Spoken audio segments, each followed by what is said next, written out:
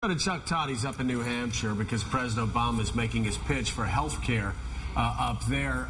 Chuck, what do you expect the president to do? What's his message today? Well, the official message is going to be about health insurance reform. You're going to hear that phrase over and over again. He's going to talk about what his bill is supposed to do for people that already have insurance. So he's going to talk about how you won't get denied if you have a pre-existing condition.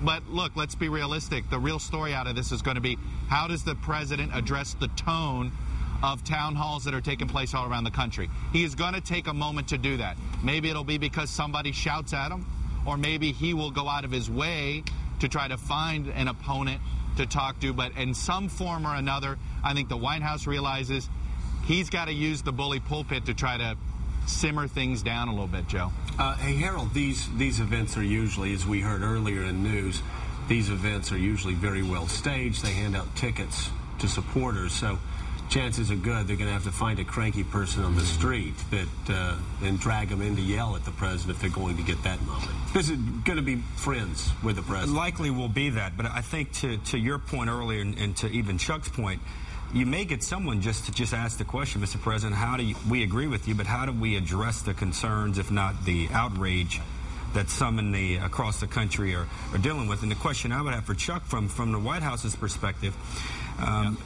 when you address the tone, are they not worried they have to be careful not to be attacking those who are raising concerns about the president's plan versus answering those questions? Because it would seem to me that there's more to be gained from answering those concerns and attacking the tone.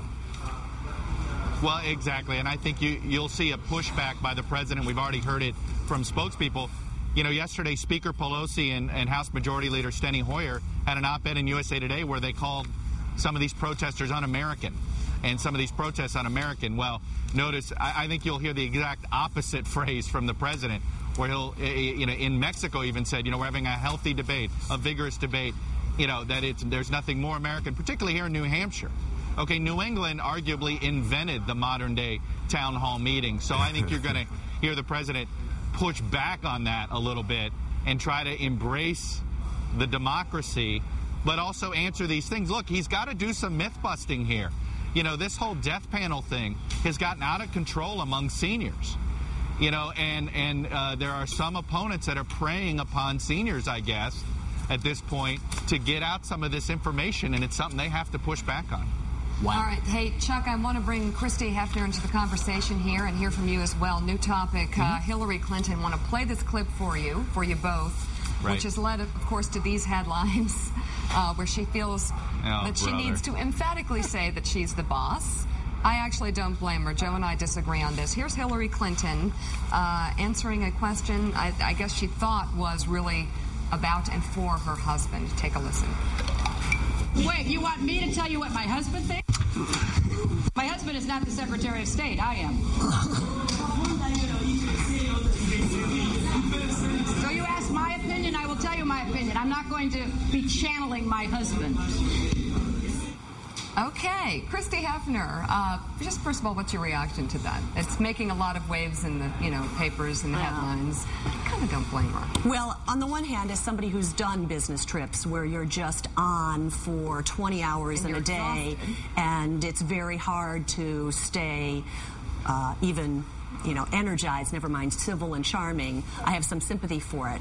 But I think, maybe Mika, you and I particularly, having a famous last name is a blessing and it's a burden. And what you have to do, in my opinion, is you have to remember that at the end of the day, you're going to be judged by who you are and what you do with opportunities you were presented. And you have to have enough self-confidence to keep pursuing, your own life and strategy and let the chips fall where they may. So a little too defensive. I think so, but you're absolutely right. It's a blessing and a curse to have a famous last name. And I think it ultimately calls on you to really know who you are. Exactly. And it must be frustrating at a certain stage in adulthood where people are asking you to channel what your father thinks about something. But, of course, Chuck Todd, they were actually asking about President Obama, who somehow lost in translation. There was that. Yeah, well, the only famous last name I share, Joe, is former Alabama quarterback and New York Jet mediocrity quarterback, no offense, Richard Todd. Yeah, so I don't I know that has understand been a heavy feeling. burden resting on your shoulders for Very years heavy now. burden. The guy that threw, that threw away the Jets' lone set one shot at the Super Bowl in the 80s. But no, in all seriousness, and I know Mark Halperin, I think, is on there. I can only imagine what the Clinton folks from 08 are thinking, the Howard Wolfsons of the world who sit there and say, only the Clintons get psychoanalyzed like this over one little. Frankly, she was probably a little bit tired. She's been on a crazy swing out there in Africa. She misheard.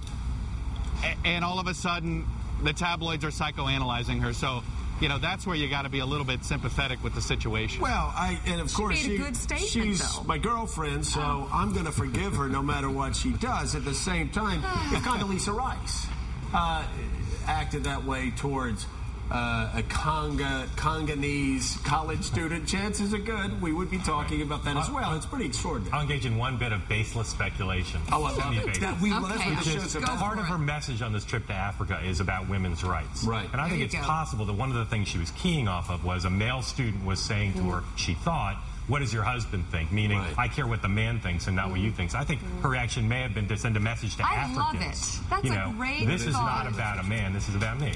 All right. Thank you very much, Mark Thank you. Halperin. Thank you. I love it. Yes.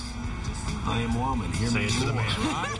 Got Helen Reddy to the left of me here, and we got Chuck Nobody Todd. stands Chuck, up. listen. Helen Reddy and Mark Halperin, yeah. Yeah, exactly. Chuck, listen, we're going to be thinking about you and praying for you as you carry that terrible albatross around your neck for understand, the rest Chuck. of your life. I Richard understand. Todd's bastard son, Chuck Todd. He's in the attention today. You heard it here first. Exactly. All I know is he threw 2 interceptions and got the Dolphins to a Super Bowl back in 1982. So I that's don't. all I have no idea how you even made it through school with that burden so heavy right. on your shoulders. How could I? Thanks, All right. Chuck. We'll be reading updates from you All right, throughout guys. the day at firstread.msnbc.com. Big event up in New Hampshire today. Absolutely. We'll be watching to see what comes out of that.